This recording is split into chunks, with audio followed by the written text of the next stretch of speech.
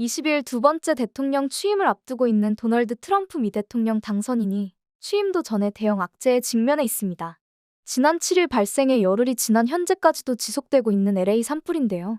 현지 주민들로서는 천만 다행히 현재는 확산세가 다소 진정이 된 상태지만 여전히 불길은 계속 타오르고 있습니다.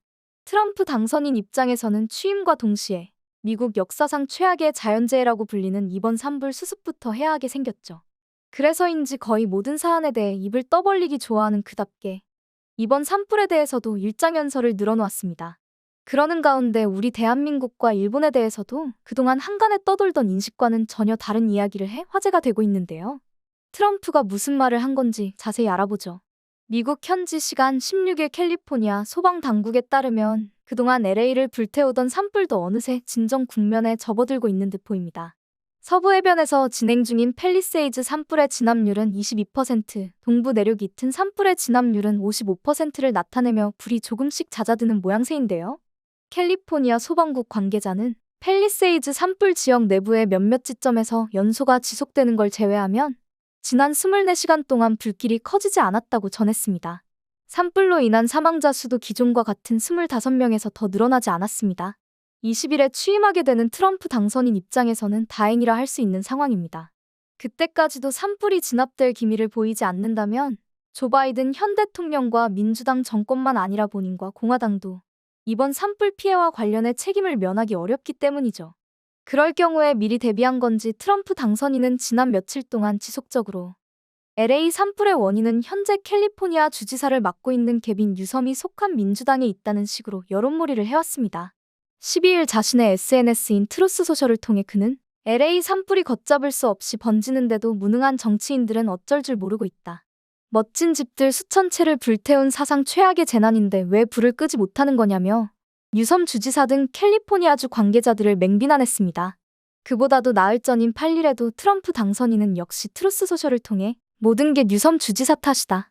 지금 캘리포니아에는 소방용수가 없다.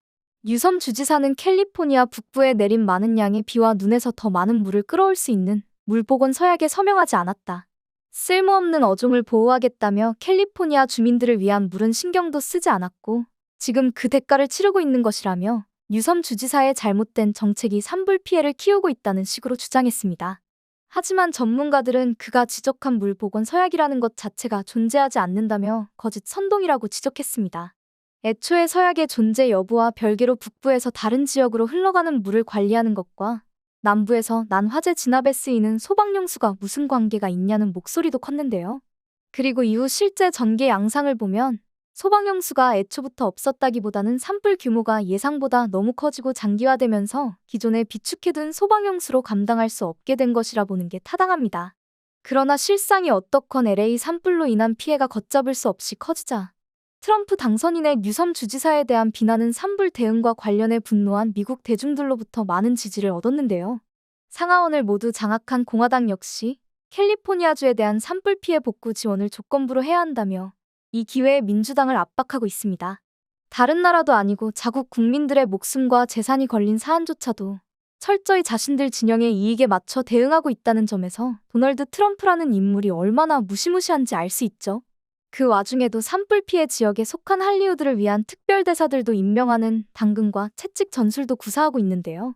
특별대사들로 임명된 배우들도 멜 깁슨과 실베스터 스텔론, 존 보이트 등 골수 공화당 지지자면서 자신에 대한 지지를 표명한 인물들이란 점에서 트럼프 당선인이 자신이 속한 진영의 이익을 최우선함을 느낄 수 있죠.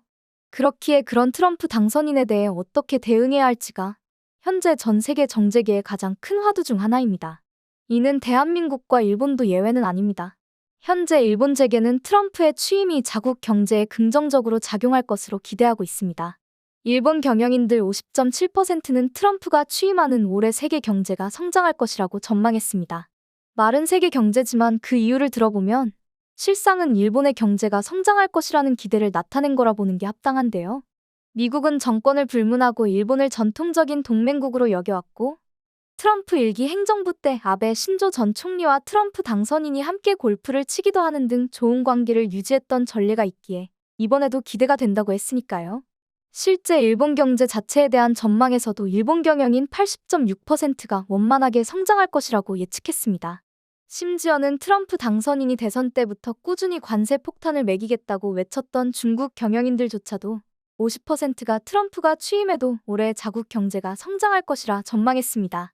트럼프 일기 때 협상을 통해 미국과 관계를 개선했던 만큼 이번에도 협상을 통해 관계를 개선할 여지가 있다고 봐서인데요.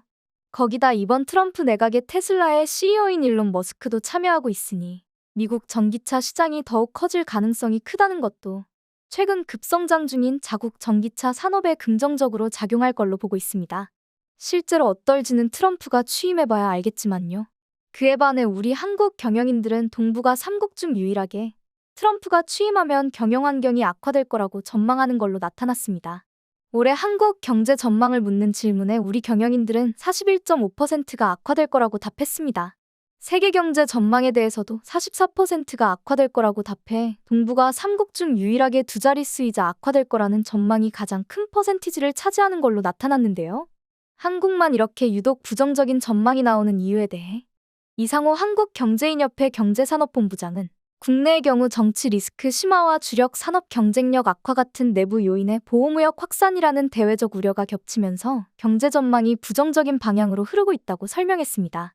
강석구 대한상공회의소 조사본부장도 일본은 미국과의 우호적인 관계가 유지될 것으로 보기 때문에 현재 살아나는 경제가 앞으로도 성장할 것으로 예측하고 있다. 반면 한국은 최근 상황도 나쁘고 트럼프 행정부 출범에 따른 부정적인 견해도 높아 경제 여건이 개선될 것으로 보는 경영자가 많지 않다며 일본 경영진들과 우리 경영진들의 현 상황에 대한 인식이 왜 이렇게 차이 나는지 답해줬습니다. 하지만 이러한 인식들과 달리 앞으로 한국 경제가 처할 상황이 우려하는 것만큼 나빠지진 않을 가능성도 충분히 있다는 주장도 나오고 있습니다. 우선 대내외를 막론하고 현재 가장 큰 리스크라 할 수 있는 작년 연말 계엄 사태로 인한 정치적 불안도 계엄을 주도한 윤석열 대통령이 체포된 데다 구속까지 될 것으로 전망되고 있어 해소될 기미가 보이고 있습니다. 실제로 경제 전문가들도 윤석열 대통령이 체포돼 전국 불확실성이 완화되면서 환율과 대외 신인도도 회복될 가능성이 커질 것으로 전망하고 있습니다. 이런 가운데 대외적으로 가장 큰 변수라 할 수 있는 트럼프 당선인의 한국에 대한 태도 또한 일각에서 우려하는 것만큼 부정적이지 않습니다. 아니 오히려 아주 긍정적이라고도 볼 수 있는 수준인데요. 트럼프 당선인이 작년 11월 미대선에서 승리한 직후 가장 먼저 했던 일 중 하나가 용산에 있는 우리 대통령실에 전화한 거였으니 말입니다. 11월 7일 트럼프는 용산 대통령실에 전화해 미국의 조선업이 한국의 도움과 협력을 필요로 하고 있다. 한국의 세계적인 군함과 선박 건조 능력을 잘 알고 있으며 우리의 선박 수출뿐만 아니라 보수수리 정비 분야에 있어서도 긴밀하게 한국과 협력할 필요가 있다고 전하며 우리 조선업과 협력할 것임을 전했습니다. 최근 몇 년 동안 계속 벌어지고 있는 중국 해군력과의 격차를 해소하기 위한 방안으로 한국 조선업의 생산력과 기술력을 활용하겠다는 거였죠. 이후 트럼프의 전화를 받았던 윤석열 대통령이 탄핵 소추된 뒤인 이달 6일에도 트럼프 당선인은 자신의 생각에 변함이 없음을 나타냈습니다. 그는 이날 한 라디오 방송에 출연해 미 해군 재건과 관련한 질문을 받자 우리는 배가 필요하다. 모두 우리가 직접 만들자고 말하지만 아마도 다른 사람들에게 입찰을 맡겨야 할 수도 있다. 준비가 될 때까지는 그렇게 할 것이다라고 했는데요. 이번에는 직접적으로 한국을 거론하지는 않았지만 역시 해군 전력 강화를 위해 한국 등 동맹국 조선업체들의 힘을 빌리려 하고 있음을 알 수 있습니다. 일본 역시 그런 트럼프 당선인의 발언에 큰 기대를 나타내고 있지만 한편으로는 초조해하고 있는데요. 이 사안과 관련해 한국은 콕 집어서 이야기해 주었으면서 일본은 아직까지 거론하지 않고 있어서입니다. 일본도 공식적으로는 미국의 조선업 협력 대상에 포함되어 있기는 하지만 대외적으로 그것을 강조하냐 안 하냐에 따라 온도차가 느껴질 수밖에 없을 건데요. 실제로 트럼프 당선인의 한국 조선업 발언을 전후해 하나오션이 현재까지 미 해군 함정 유지보수 사업을 3건이나 수주했다는 걸 생각하면 더더욱 그럴 수밖에 없겠죠. 반면 일본 조선업체들은 같은 기간에 미 해군 함정과 관련된 사업을 요코스카에 있는 미 해군 칠함대의 자체 유지보수 사업을 지원하는 것밖에 못했으니 우리 조선업의 간만에 나온 대박 기회를 넘겨줄까 걱정하고 있습니다.